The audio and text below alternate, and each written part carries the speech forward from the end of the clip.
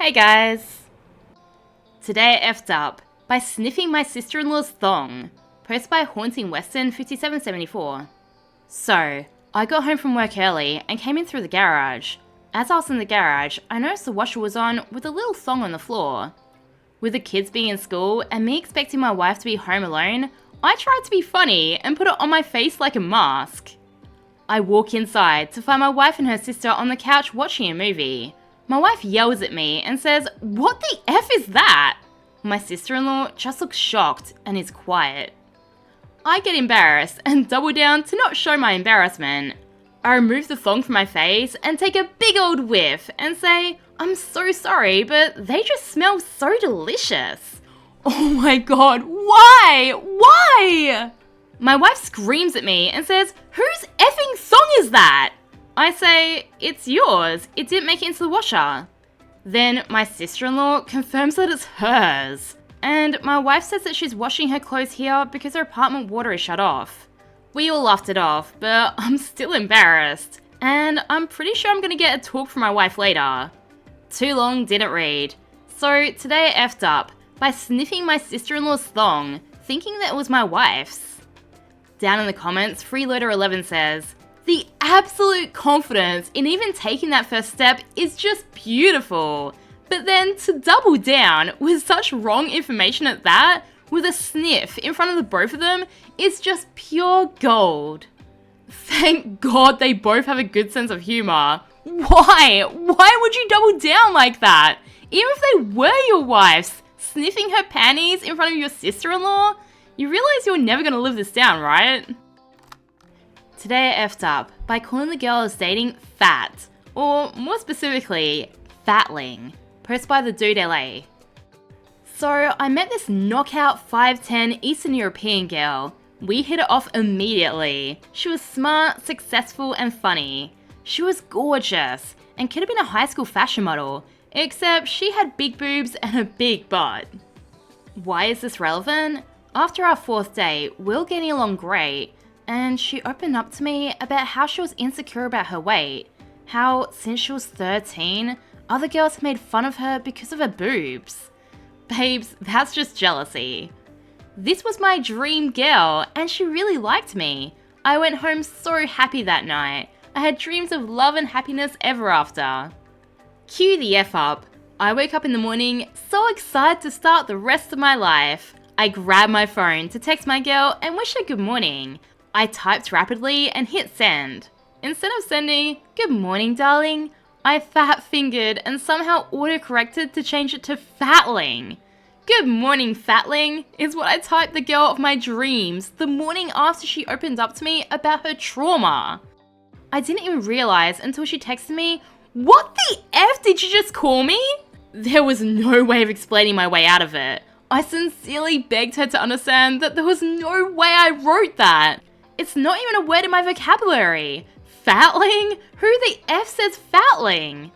She wasn't hearing any of it. I never saw her again. Today I effed up. Met the girl of my dreams. She shared that she had childhood trauma about her weight, and I called her Fatling. Game over. Oh, this is really sad. I was hoping this would turn into some cute story where you guys would joke about this for the rest of your lives. Today I effed up by falling for my realtor, posted by Tech Fads. I've been in the market to buy a home for the past year or so, but with interest rates being so high, I wasn't in a rush to buy. Anyway, I, 28 male, ended up meeting my real estate agent when I went out with friends to a local beer garden. She's attractive, and I recall her being very flirty. I mentioned I was in the market for a home, and we ended up exchanging numbers at some point. I'm very shy and haven't had a lot of experience dating, but we ended up going on what I thought was several dates. Oh no. We would meet up after work for a drink or two, and mostly chat about non-real estate topics. This is why I thought maybe she was interested in dating. We never kissed or anything, but she would sometimes touch my arm or shoulder in what was more than a friendly way. She did always seem really busy though, and couldn't stay for more than 30 minutes or so at a time. Oh my god, it sounds like she's flirting to manipulate her clients. That's so messed up and mean. After our third date, she told me about this amazing home that just came onto the market and met most of my criteria and was close to my budget. The house was move-in ready, and really all I needed to do was change the paint in a couple of rooms. The seller renovated and used dark blue upstairs. Is this a trend now? I gave the place a tour and quickly decided that I loved it and had to buy it. In hindsight, I wonder if I was more excited about my realtor / trying to impress her than the actual house. Anyway, I decided to put an offer in, and this is where my first warning flag should have been obvious. She mentioned there was an open house the day before I viewed the property, and they were expecting at least a handful of offers from that. When I looked on Zillow, I noticed the property was on the market for 17 days, which I thought was odd that they'd waited so long to do an open house to get offers. Yes, first time homebuyer. When deciding on the offer terms, she insisted that if I was serious, I had to 1. Put 10% hand money down, 2. Offer at least a little over the asking price, and 3. Waive the inspection. Oh no, what the F? That's so messed up! I've never bought a house, but never do this. For any big purchase, especially one that will put you in debt for the rest of your life, make sure you're getting what you paid for. I've had a few friends get into bidding wars and lose many offers, and they started waiving inspection reports, so it didn't seem unreasonable at the time. I ended up doing 5% hand money, 5k over the asking price, and waived the inspection. Big mistake. Fast forward to the inspection, they found the foundation was shifting, and after getting a quote, it would cost somewhere around $15,000 to fix, which, ironically enough, was less than the money I put down. I begrudgingly decided to move forward because everything else about the home I liked. Everything was fairly normal, except one thing stuck out to me. At closing, it seemed like my agent and the seller were friends. When I walked in, it sounded like they were chatting about something completely unrelated to real estate. Closing went through, I moved in, and other than the foundation surprise, I've been pretty happy with the place. The realtor was never able to meet up again for drinks. Surprise, surprise, after closing. Fast forward to last weekend, I saw the seller at that same beer garden with his arm around my realtor. She came up to me and said, "Oh, they met at closing and blah blah blah," but I'm calling BS. I have no way of proving anything, but lesson learned. Never waive the inspection. Don't fall for anyone who's trying to make money off their interaction with you. I feel so embarrassed in hindsight. Too long didn't read. I messed up big time by mixing romantic emotions and home buying. Don't waive the inspection. There's surely got to be some kind of protections against this, like conflict of interest or something? Surely this can't be legal. I get OP has no proof, but I bet if he reported it and there was an investigation, there'd be proof that she was dating the seller while acting as your realtor. But anyway, moral of the story, always get an inspection.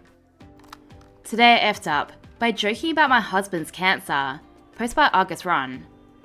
So this happened about 8 months ago, when my husband was undergoing treatment for colon cancer. He's doing great on immunotherapy now. We're still deep in it. Strong chemo, surgery, 4 months of feeling like you're constantly falling off a cliff. Then he had a good day, a great day even. He had energy and appetite and no pain. He comes to my work at lunchtime and we go out to a gourmet deli near me, my favourite deli. We're shopping, joking, and picking out food for lunch and take home for a special dinner. We go to the cashier, order a sandwich, and stand there alone waiting. Posted on the register is a flyer about a rare form of cancer. It's referred to as an orphan cancer, one that doesn't get a ton of research dollars. My husband softly starts joking, "Oh honey, it's an orphan cancer. Can we give it a good home? It will barely be any additional work. Can we please adopt the cancer?" Not looking up from my phone, I respond much too loudly, "No, we have enough cancer at home." I then look up to 2 horrified staff members, and my husband is now cackling. I try to explain that we really do have cancer. I have never been back. Too long didn't read. I joked about having cancer at home, and now I can never go back to my favourite deli. OP, you and your partner are hilarious. Never stop joking and enjoying life. I'm glad he's doing better. Today I effed up by being in the bathroom so long that the restaurant thought that I dined and dashed. Post by OK Market 284. So I went to a Chinese buffet against my better judgment. I ate my food, and predictably, it opened my bowels right up because of the fat content. I couldn't really hold it in and wait for the bill, so I grabbed my stuff because I didn't want it out in the open when I'd be in the bathroom for a while. Apparently, the waitress only saw me load my stuff up and then just disappear when she looked back.